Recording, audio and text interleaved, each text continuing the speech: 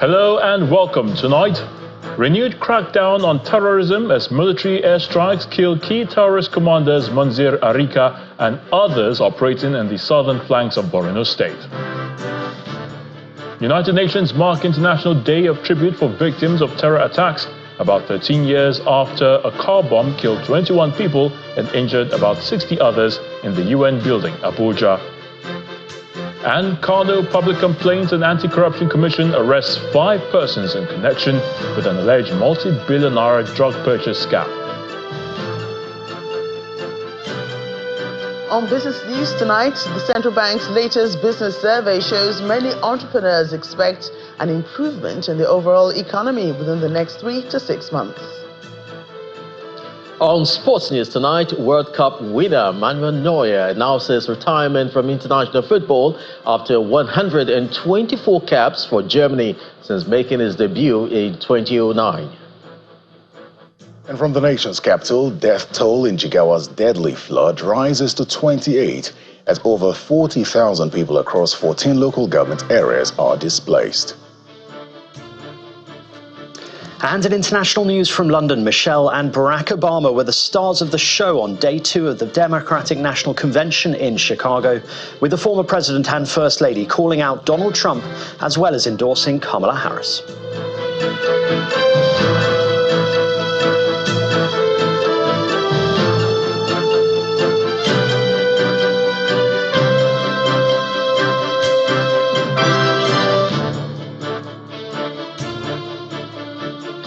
The air component of Operation Harding Kai has executed an air interdiction mission on August 15, 2024 in Arina, southern Tumbun's Borno State as part of efforts to further weaken the activities of remnant terrorists operating in the country's northeast. A statement signed by the Director of Public Relations and Information of the Nigerian Air Force, Air Vice Marshal Edward Gapquet, says 5 key terrorist commanders believed to have been present at the location during the operation, including Munzir Arika, Sani Dila, Amir Modu, Dan Fulani Farifari, and Bakura Arina Chiki, along with over 35 other foot soldiers, were eliminated. The statement adds that prior to the mission, intelligence had revealed the clandestine migration of terrorists into the area from neighboring locations, and confirmatory intelligence, surveillance, and reconnaissance missions conducted on the 12th and 15th of this month identified numerous terrorists and active structures concealed under trees. Meanwhile, the United Nations is urging a stronger cross-border collaboration to combat terrorism as it marks the International Day of Tribute to Victims of Terrorism in Abuja. UN and top government officials used the occasion to honor the victims of the August 26, 2011 terrorist attack on the UN building in Abuja, which claimed 26 lives. The United Nations resident coordinator in Nigeria, the representative of the National Security Advisor, and the executive secretary of the National Human Rights Commission are some of the dignitaries attending the UN International Day of Tribute to Victims of Terrorism in Abuja. On August 26, 2011, a suicide bomber detonated his device at the United Nations building in Abuja, killing 23 people and injuring over 60 others. He was also former... This monument bears the names of the 23 victims.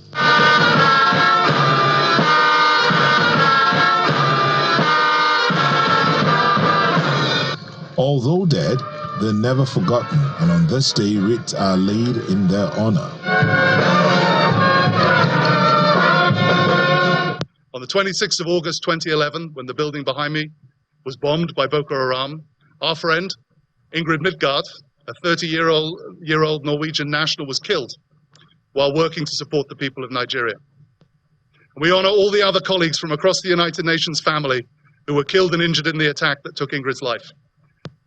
We must never forget our dear colleagues who perished and those who live with the lifelong scars of the effects of terrorism. Apart from honoring the victims and survivors of the attack, the UN resident coordinator used the occasion to call for increased cross-border collaboration to end terrorism. We commend the effort of the Nigerian government in their fight against terrorism. It is also encouraging to note that the government is aware of terrorism as a phenomenon which is cross-border and that can only be effectively dealt with by an engagement at regional, sub-regional, and global level. The Executive Secretary of the National Human Rights Commission and the National Counter-Terrorism Coordinator advocate adequate protection and care for the survivors. We call for a law to protect victims of terrorism and for the adoption of the national policy for the protection of victims of terrorism during violence and conflicts in Nigeria. As we mark the International Day of Remembrance and Tribute to the victims of terrorism, it is our collective responsibility to support and uplift them. We therefore must ensure that their voices are heard, their needs are met, and their rights are safeguarded. Records at the United Nations reveal that in the last 1 decade alone, an estimated 30,000 people have died from terrorist attacks in Nigeria. More reason why it is urging effective collaboration to end terrorism in the country. To party politics now, the national chairman of the All Progressives Grand Alliance, Abia, Edozie Njoku, has faulted the Anambra State House of Assembly for embarking on the amendment of the law establishing the State Independent Electoral Commission. The Abia national chairman told a news conference in Abuja that the action of the lawmakers is intended to deny the party her right to field legitimate candidates in the forthcoming Anambra local government election. He also vowed to work with the National Working Committee of the party to do everything legally possible to protect the rights of its members across Anambra State. It is uncanny for the Anambra State House of Assembly to have embarked on the amendment of a law that has been existing for the ANSEC, for the sole purpose of denying us the right of fielding legitimate candidates in the forthcoming local government elections in Anambra State. Everyone knows that candidates are fielded by a party. We cannot keep being excluded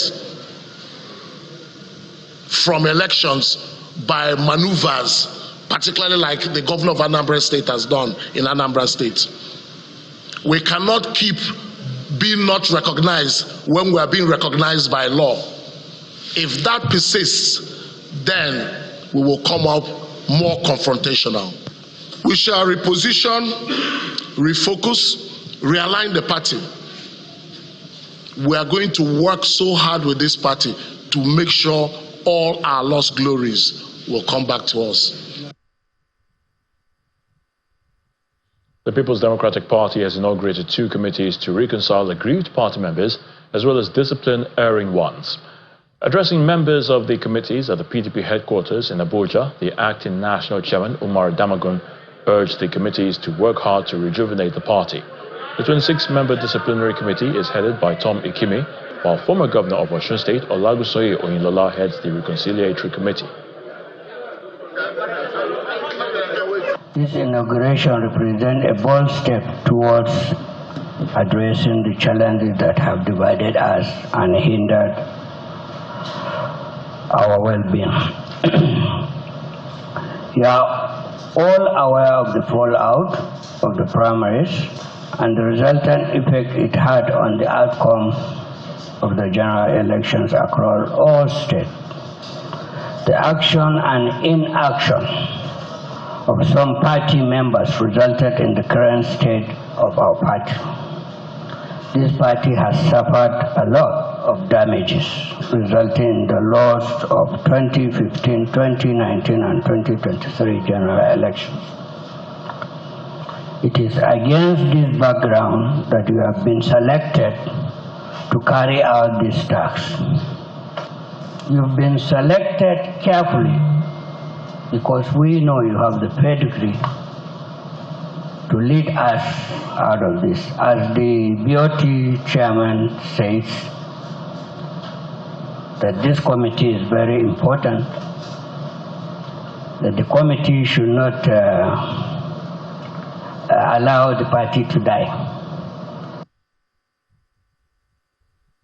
The Minister of the Federal Capital Territory, Nyesom Wike, says nobody can plot to bring him down, and he will not subject himself to persons interested in terminating his political career.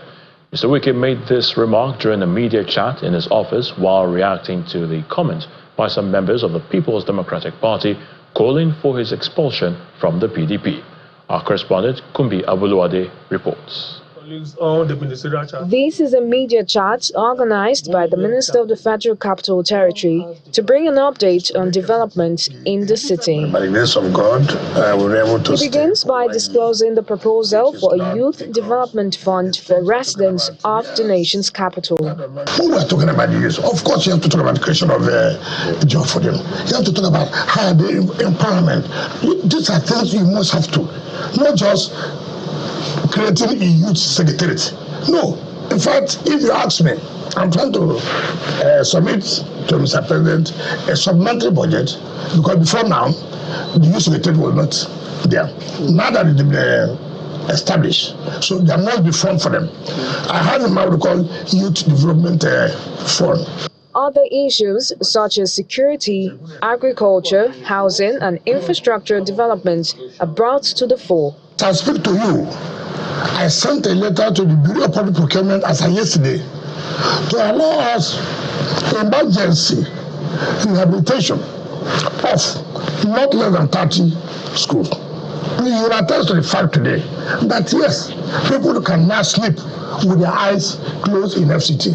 That does not mean from time to time you will not be able to say, oh, this crime has been committed. And how do you talk about agriculture when there's no road? How do you convey the produce? How? So we make sure that, look, if we're really talking about agriculture, there must also be road infrastructure. That's why if you go to the 6 area councils, go and see the openness. Mr. Wike also made clarification on the pack and pay policy in the city. The public should be aware that what they call pack and pay.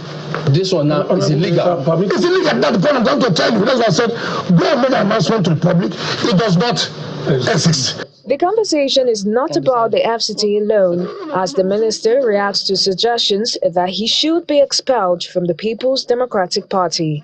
There is nothing Chief Edwin Clark or the other statesman have not said, but I said, I will never, I will not reply to anything. If there's anybody who has contributed to the growth of PDP, as far as today, is me. So when I read it, they should investigate me. Investment for what? I don't want to wait for any fight. I will stay there. Where? I will fight it out. In the PDP? Yes. Who am I going to run for? The vampires? The minister vows to remain in the PDP, explaining that he plays politics with integrity. Kumbi Abuluade, Channels Television News. In part 2 after the break, Minister of State for Petroleum Resources, Oil, Heineken Lokwobiri challenges stakeholders in the energy sector at the Pengassan Energy and Labour Summit in Abuja to collaborate for growth and stability of the industry in Nigeria. Please stay with us.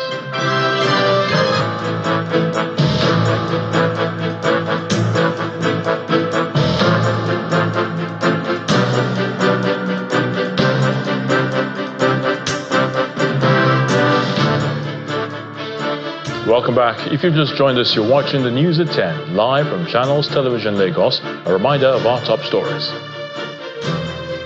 Renewed crackdown on terrorism as military airstrikes kill key terrorist commanders Munzir Arika and others operating in the southern flanks of Borno State.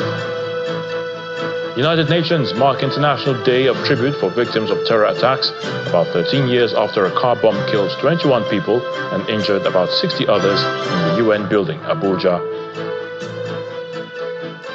Kano Public Complaints and Anti-Corruption Commission arrests 5 persons in connection with an alleged multi-billion-naira drug purchase scam. And Michelle and Barack Obama are the stars of the show on day 2 of the Democratic National Convention in Chicago, with the former president and former First Lady calling out Donald Trump as well as endorsing Kamala Harris.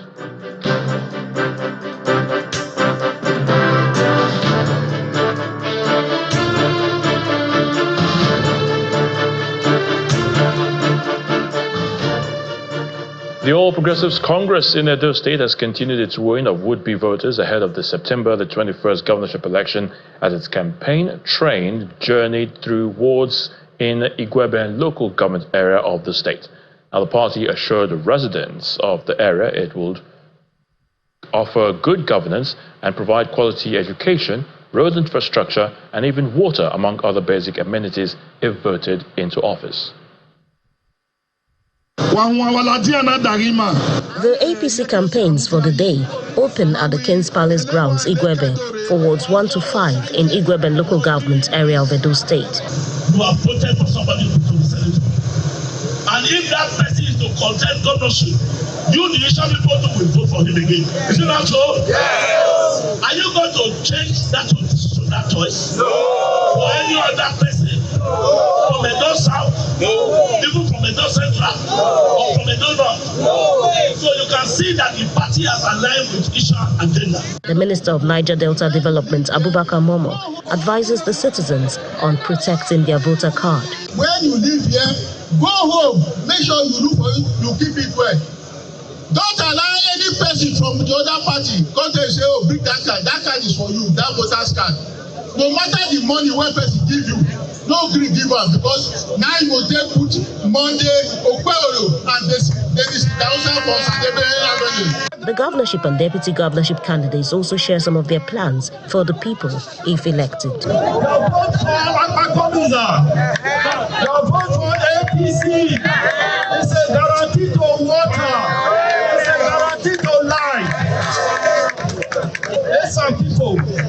People are bad people. It's our turn to shine.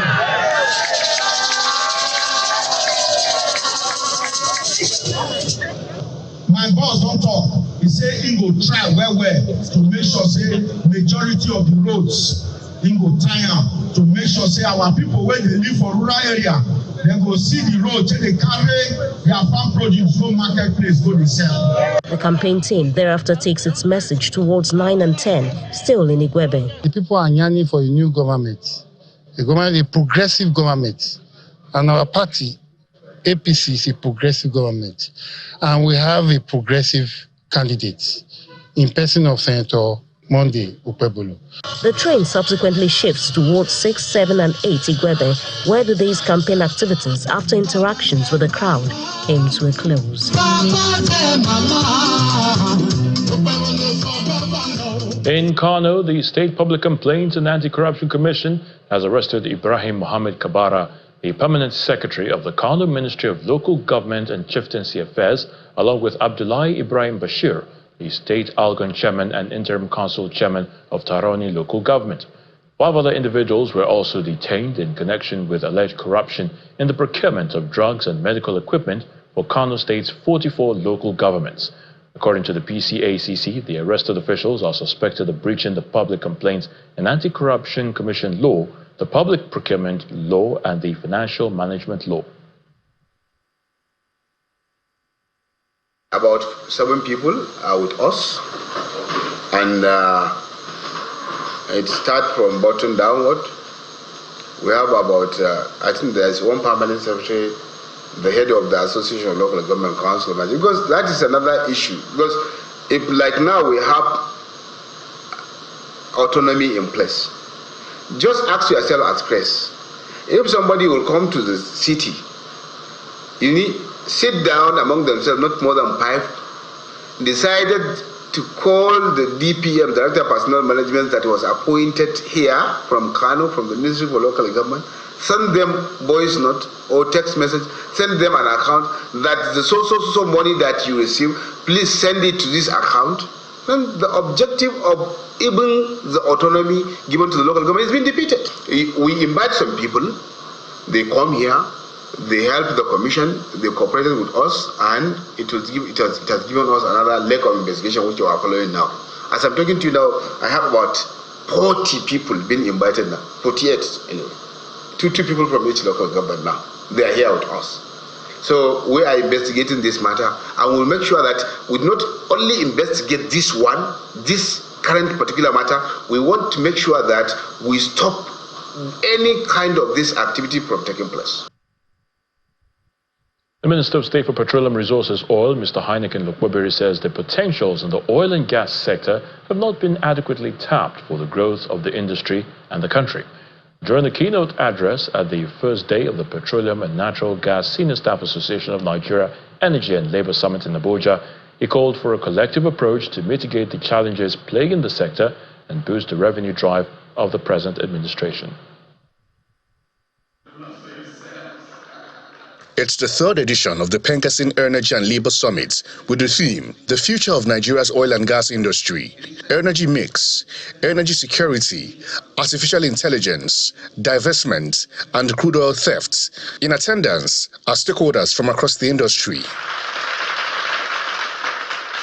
Addressing the participants, the Minister of State for Petroleum Resources Oil, Mr. Heineken Lukwebiri, called for more collaboration among the industry players. For you to attain energy, security, we must work together. And that is why labor plays a critical role. And it's my conviction that at the end of this 3 days, summit here, you, the experts, will be able to give us, the silver bullet to be able to achieve, energy security.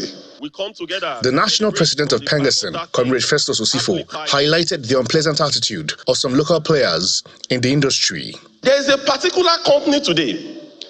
It took 11 years for us to start discussing a CBA. 11 years. And I will call them out. ND Western. 11 years. It is now that we are discussing CBA on ND Western. But in the IOCs, every year we discuss CBA and we put CBA in place. So now for them to even do what is needful, it's a problem. Before we go on strike in Pengasan, Honorable Minister, I think you know very well, we are extremely responsive. We have lots of engagements and engagements. It is when this engagement fails that we would now say, okay, we won't. In fact, we will escalate. In most cases, we escalate to the senior partners for them to intervene.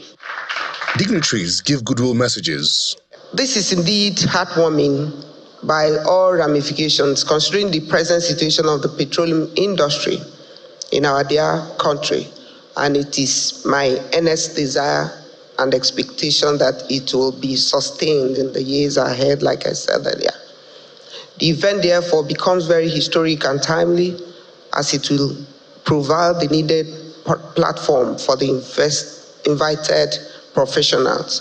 While the length and breadth of the potentials in Nigeria's oil and gas sector may not be completely known, the summit will feature industry experts that will give insight into how the industry can move forward. It's now time for us to head to the nation's capital, where Terry Kumi is standing by to give us the very latest from our Abuja studios. Over to you, Terry. Thank you very much, Ayo. Now, the death toll caused by heavy floods in Jigawa State has risen to 28, with over 40,000 people affected. Governor Omar Namadi confirmed this while speaking to members of the House Committee on Ecological Fund at the State Government House in Dutse. According to him, over 8,000 people are now living in temporary internally displaced persons camps across the state. Our correspondent Sadiq Ilyasu has a report.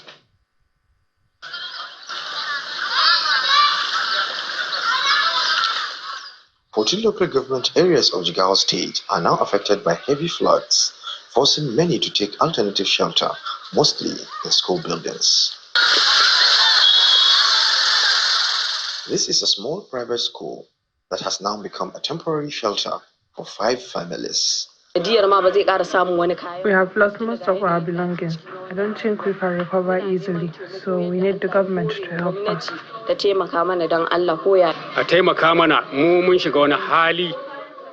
We need help. We have to beg for even the cloth we wear. Please, we need help.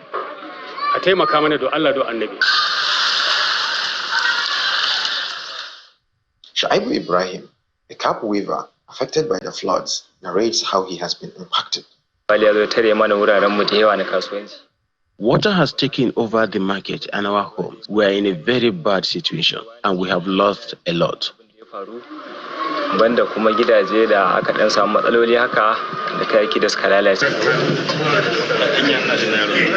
Meanwhile, help is on the way as members of the House Committee on Ecological Fund visited the government house and promised intervention. And looking at the plot, and that is another area that we say we must address it. We know it is perennial in most of the state, but we want to see how come we can come in and provide solution to it. The state governor provides update on the situation. Mr. Chairman, as of today, for the perennial rain, we have 14 local governments that are affected by flood. As of today, we have almost close to 40,000 people that are affected. As of today, we have almost 8,000 people in IDPs, in different IDP camps. As of today, in fact, more than 7,000 houses completely destroyed. Over 6,500 farmland washed away. And these things have affected over 135 communities. We have lost about 28 people for this one. The situation remains dire and urgent action is needed to support those affected by the disaster. Sadiq Ilyasu, Channels Television News.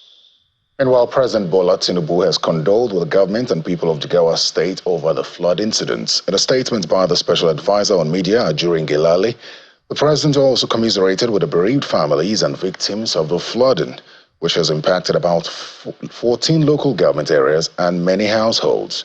President Tinubu emphasized that the recurring environmental disasters underscore the urgency needed to address climate change and its perils, as well as remove man-made elements to the challenge. The President prayed for the repose of the souls of the dead and assured the people of Jigawa of his administration's support at this difficult time. But still ahead on the news at 10, Central Bank's latest business survey shows many entrepreneurs expect improvement in the overall economy within the next 3 to 6 months. That's on Business News. Please stay with us.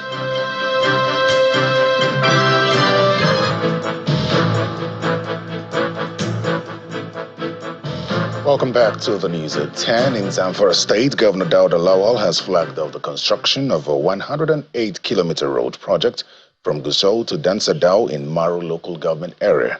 According to the governor, the project will boost economic activities, improve security, and ease transportation in the state. Traditional leaders and government officials are present for the official flag-off of a 108-kilometer road project in Zamfara State. Providing details of the nature and scope of the project, the Commissioner for Works, Lawal Barrow, says it will start from Gusau, the state capital, and extend to Dansadao in Maru local government area of the state. We decided to break it into 4 phases. The phase 1 and 2 were recently approved by the State Council, Executive Council, and it starts from this point to Nasarawa and from Nasarawa to Magami. And Alhamdulillah, yesterday we have signed the contract, and today we expect the company, Lantata and Sawa, to commence the project. The first and second phases of the project will cost over 5 billion naira, and the governor believes this will boost the state's economy. The reconstruction of the Gusau-Magami to Dansadao Road is not just an infrastructural project. It is a crucial step toward addressing the present security challenges that have affected the communities connected by this road. These communities, which lie within the most fertile land, Zamfara State, are highly agricultural and play a pivotal role in our state's economy. However, they have faced significant obstacles due to insecurity, which has hindered the ability to thrive and contribute fully to our prosperity. Dansadao commends the governor for his commitment to delivering the dividends of democracy to residents of the state. Sir, it is worth noting that in spite of numerous security and financial challenges that has affected the nation and the world as a whole, you decided to award such a gigantic contract worth billions of naira. You therefore deserve our commendation for a job well done. The governor, accompanied by top government officials, flagged off the construction of the project and mounts the motor grader to mark the beginning of the work. Well, that's all from the nation's capital. Back to you, Ayo. Thank you so much, Terry. Telecommunications firm MTN Nigeria has unveiled 20 most valuable performers to join the Making of Champions Athletes Academy. At a press conference held in Lagos, MTN Nigeria says the athletes are expected to be in the academy for an initial period of 1 year. After a thorough selection process, 20 most valuable performers get into the Making of Champions Athletes Academy, sponsored by MTN Nigeria. The most valuable performers emerged from the Season 1 and Season 2 of the MTN Champs that spanned across different cities in the country. The athletes showed class in the sprints and quarter miles, and MTN Nigeria is delighted to be a part of their journey. Today, as we induct the MVPs into the MOC Athletics Academy powered by MTN, we are filled with a sense of pride. The academy is more than a training ground. It's a platform where talent is recognized and honed, where dreams are nurtured, and where passion translates into performance, reshaping the future of Nigeria. The last concluded Olympics, you could see the pride of these people representing their country with their national flags, breaking down in tears. We want to be part of that journey, where tomorrow, when you represent Nigeria, we will remember that today was the debut of when we put all our efforts to bring it to the world stage. And so I will actually engender you, please do not forget today. You are a shining beacon. You are a shining light. A round of applause, ladies and gentlemen. Making of Champions says the future of athletics in Nigeria is bright with the abundant talents in the MTN Champs. This group already is showing the potential to be the most talented group we've ever recruited. And they're also matching that with the character that will take them all the way. So I don't want to put a number. On how many of them will make the Olympics in 4 years' time, but I know that all 20 of them will be fighting for that goal, and all 20 of them will have a fantastic chance to do exactly that and become the backbone of the Nigerian team over the next decade. The budding athletes are expected to be groomed to represent Nigeria at the Africa Junior Championships, World Junior Championships, and the Olympics in the coming years. Grand Oak, the major marketer and manufacturer of leading beverage drinks in Nigeria, has unveiled the rebranded Seman Sh label design, introducing a bold and fresh aesthetic, reinforcing the brand's heritage with a modern twist. Reputed as the original #1 prayer drink in the country, the management of Grand Oak Limited says Seman Sh's new label signals the brand's readiness to resonate with today's style-conscious consumers.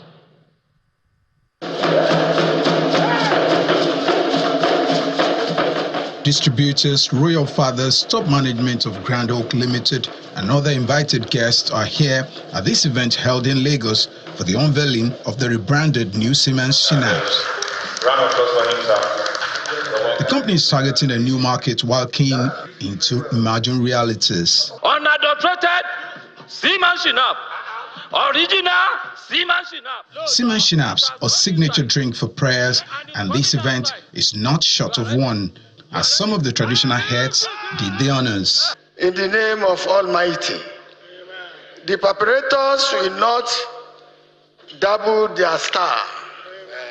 In her presentation, the senior brand manager, Nina Oyenacho, says the new label not only offers a fresh look, but also aligns with the company's strategy to target a broader market and adapt to emerging trends. The premium quality that Seman Sh is known for over the years has not been dialed down. Instead, we have maintained and improved on the quality delivery of the brand. And of course, an attractive new look, because my brand has to be appealing to the younger generation. The drink is also coming with new security features such as an advanced guala cap to preserve the shinap's quality and flavor, and its tamper-evident design guarantees product integrity and consumer safety. The new look and the new feel of Seman has a new tamper-proof, a guala, different from the old one. The old one is a ROPP cap. We introduced the guala. We do this refresh to introduce guala to protect the products from those who are imitating it. They've been coming up with great products that really check the market, and this renewal will not be the least. So far, we appreciate what Seman has been doing, and we believe this time around is going to go higher than our expectation. Coming over the years, the brand has been embraced by our fathers and our grandfathers, because it has a place in tradition and culture. However, with the trend in times and the moving demographics, we say that over 70% of our consumers are below 40. Hence, the need to make the brand more contemporary and appealing to this particular generation, such that they'll be proud to be associated with the brand. Hence, these are the pillars on which we have gone back to re-engineer and to change the look and feel of the brand. As Grand Oak Limited continues to innovate and adapt to the changing market landscape, the rebranded Seman Sh is expected to appeal to loyal customers and a new generation of consumers seeking a drink embodying heritage yet trendy. Business News is up next with Joker Rogers.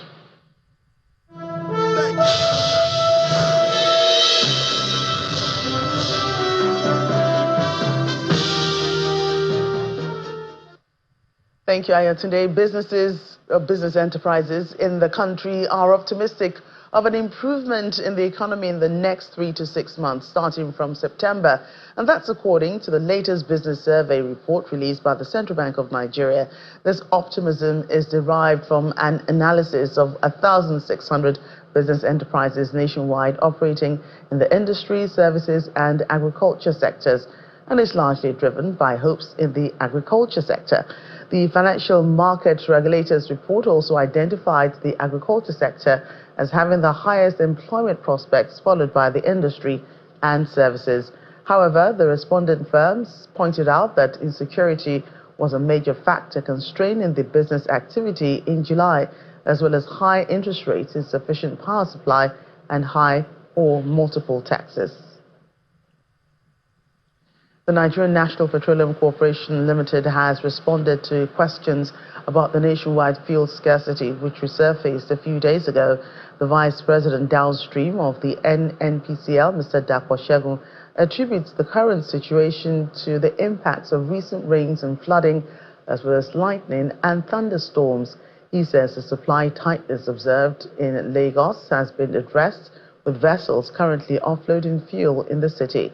He gave assurances that the NNPCL is taking necessary measures to ensure that petroleum products are distributed across the country despite these challenges. And the local stock market reversed the gains recorded in the previous session, as losses in Owando's share price and 17 other losers undermined the overall performance of listed equities. Ulebong has more details.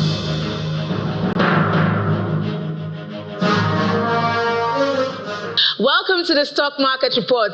At this point, we can all agree that the positive close the NGX recorded on Tuesday can be described as a fluke, because today the bear is back in the market. The all-share index dropped today by 0.07%, still at 95,000 level though. Now, zooming in on the key sectors, key indexes like the oil and gas index are in the red. Owando lost 3 naira 75 kobo today, and that brought that index down, and that's after 2 straight days of gains. The banking sector reversed the gains it saw yesterday, and except for Access Holdings and other tier 1 banks, all others, except for Access Holdings, all other banks closed in the red or flat. We see FBN Holdings down massively, UBA also down, as GTCO as well. Well, profit taking still in full swing and possibly investors rebalancing their portfolios. And like one of our analysts said, it's a bullish down day, and that's because even if the market closed in the red, we are seeing more gainers than losers.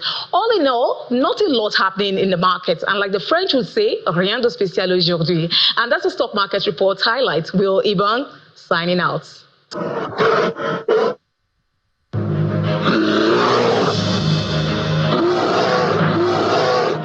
That's business news tonight. Back to you, Ayo, today. Many thanks, Joke. Well, here's Simon Pusey with our international news and around the world in 5. Good evening and welcome to the channel's studios here in London with your international news around the world in 5.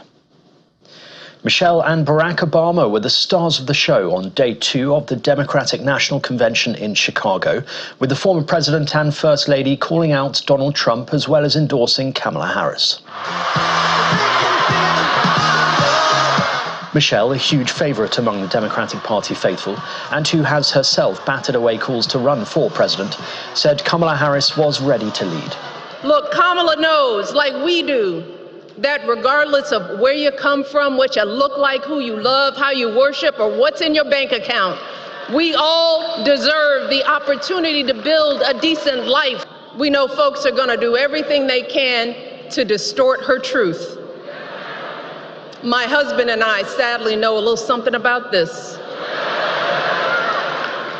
For years, Donald Trump did everything in his power to try to make people fear us. See, his limited, narrow view of the world made him feel threatened by the existence of 2 hardworking, highly educated, successful people who happen to be black. Moments later, her husband, America's first African-American president, Barack Obama, took to the stage and continued the attacks on Donald Trump.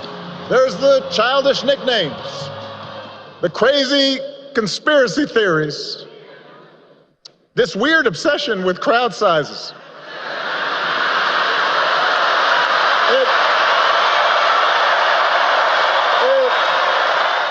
Meanwhile, police and protesters scuffled outside the Israeli consulate in Chicago as delegates formally announced US Vice President Kamala Harris as the Democratic Party's nominee. Dressed in helmets and holding batons, police pushed protesters away from the consulate 2 miles from the United Center where the convention is being held. Police were seen making several arrests. Protests against the US support for Israel's war in Gaza have overshadowed the convention, where most of the speakers have avoided the topic. 2 bodies have been found inside the luxury yacht which sank off the coast of Sicily. An unnamed source close to the search operation said 2 of the 6 missing passengers had been located inside the vessel, while footage showed body bags being brought to the port. Divers have been attempting to access the boat, which is around 50 meters below the surface, since Monday morning. Among the missing are the Morgan Stanley International chairman Jonathan Bloomer and his wife Judy, and the British tech tycoon Mike Lynch and his 18-year-old daughter. The Democratic Republic of Congo is desperately awaiting the first delivery of vaccines to fight an escalating Mpox outbreak. Health Minister Samuel Roger Kamba Mulamba of the DRC, the epicenter of the current outbreak, said the country expects to receive the first arrival of doses as early as next week. Since the beginning of the year, more than 16,000 Mpox cases and roughly 570 deaths have been confirmed in the DRC, where over 90% of the infections have been identified in the latest strain of the virus. 3 members of staff at a secondary school in northwestern Bosnia have been killed during a shooting by a co-worker. Bosnian police say the gunman used an automatic rifle to kill the school's employees before shooting himself, adding that he is in hospital in a critical condition. Initial reports by local media suggest the gunman was a caretaker at the Sanski Most School. The shooting took place during Bosnia's summer holiday. Heavy monsoon rains in Bangladesh's eastern region have caused floods that affected at least 200,000 people. Video showed areas in Kumilla and Feni districts submerged in floodwaters. In Feni, residents were seen evacuating with their belongings by boats and other makeshift transportation. Feni alone recorded 186 millimeters of rainfall, with the neighboring Parashuram town experiencing 300 millimeters. And a Thailand parliamentary investigation has been formally requested into the veteran politician and former army chief Prawit Wongsuwon after he hit a journalist last week. The Palang Pracharath party leader struck the Thai PBS reporter on the head after she asked him a question about the new Prime Minister. A PPRP party spokesman said Prawit knew the journalist well and has apologised, saying he was teasing her. And that's your international news around the world in 5. Now back to the channel's studios in Lagos.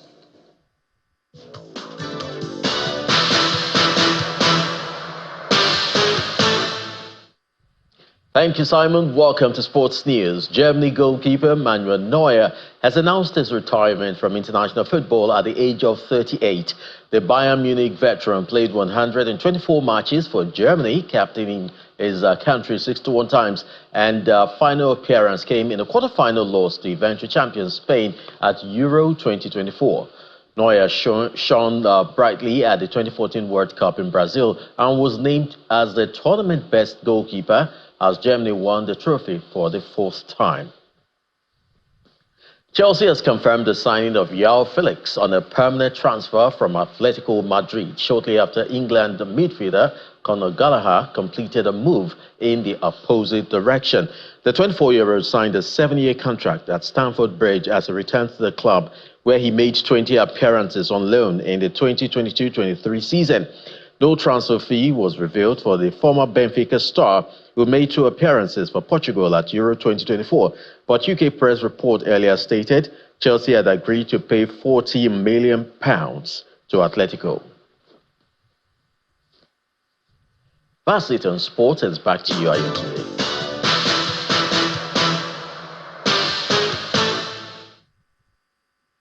And the main news again. The military renewed its crackdown on terrorism as troops neutralized key terrorist commanders Monzir Arika and others operating in the southern flanks of Borno State in Nigeria's northeast. That's the news at 10 tonight. Thank you so much for watching. I'm Ayotunde. All from all of us here is good night.